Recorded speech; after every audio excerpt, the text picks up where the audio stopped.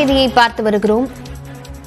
மத்திய அரசு சார்பில் 2014 முதல் 2024 மார்ச் வரை தொலைக்காட்சி விளம்பரங்களுக்காக 3641 கோடி ரூபாய் செலவு செய்திருப்பதாக ஆர்டிஐ மூலம் தெரிய வந்திருக்கிறது.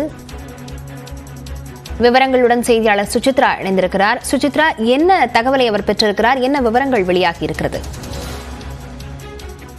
மத்திய அரசு கடந்த 10 ஆண்டுகளில் தொலைக்காட்சி, ரேடியோ மற்றும் சமூக ஊடகங்களுடைய விளம்பரங்களுக்காக மட்டும் 3641 கோடி ரூபாய் செலவு செய்ததாக தற்பொழுது ஆர்டிஐ மூலமான தகவலில் கிடைக்கப்பட்டுள்ளது. மும்பையை சேர்ந்த அஜய் போஸ் என்பவருடைய ஆர்டிஐ கேள்விக்கு மத்திய தகவல் ஒலிபரப்புத்துறை அமைச்சகமானது இந்த பதிலை அதிகாரி எழுத்துப்பூர்வமாக வழங்கியுள்ளார்கள். கடந்த 2014ஆம் ஆண்டு ஜூன் மாதம் முதல் மார்ச் 2024ஆம் ஆண்டு வரையிலான அந்த ஒரு விளம்பரங்களுக்காக செய்யப்பட்ட செலவுகளின் தொகை எவ்வளவு என்பது குறித்த கேள்விகளை அவர் எழுப்பி அந்த ஒரு கோரிக்கையை முன்வைத்திருந்தார். அதன் மூலமான ஒரு ஆர்டிஐ பதிலுக்கு தான் தற்பொழுது அவர்கள் எழுத்துப்பூர்வமான பதிலை வழங்கியிருக்கிறார்கள். அதன் அடிப்படையில் 2014 ஜூன் முதல் மார்ச் 2024ஆம் ஆண்டு வரை மட்டும் தொலைக்காட்சி விளம்பரங்களுக்கு மட்டும் சுமார் 2973 கோடி ரூபாய் செலவிட்டுள்ளதாகவும், SMS டிஜிட்டல் விளம்பரங்களுக்கு 667 கோடி ரூபாய் செலவிடப்பட்டுள்ளதாக இதில் தெரிவிக்கப்பட்டுள்ளது. இது மட்டுமல்லாமல் பத்திரிகை, நாளிதழ்கள், பொது இடங்களில் வைக்கப்பட்ட பேனர்கள், டிஜிட்டல் போஸ்டர் விளம்பரங்கள், இது மட்டுமல்லாமல்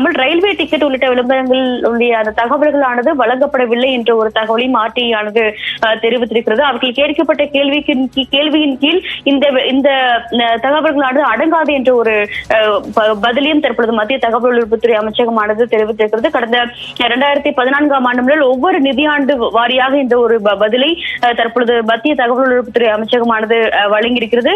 குறிப்பாக 2014-15ஆம் ஆண்டு முதல் அதிகபட்சமாக 380 கோடி ரூபாயும், 2015-16ஆம் ஆண்டு நிதியாண்டில் சுமார் 415 கோடி ரூபாய் என 10 ஆண்டுகளுக்குமான மொத்த தொகையாக தற்பொழுது இந்த 3641 கோடி ரூபாயை தற்பொழுது மத்திய அமைச்சகமானது ஆர்டிஐ மூலமாக வழங்கியிருக்கிறது.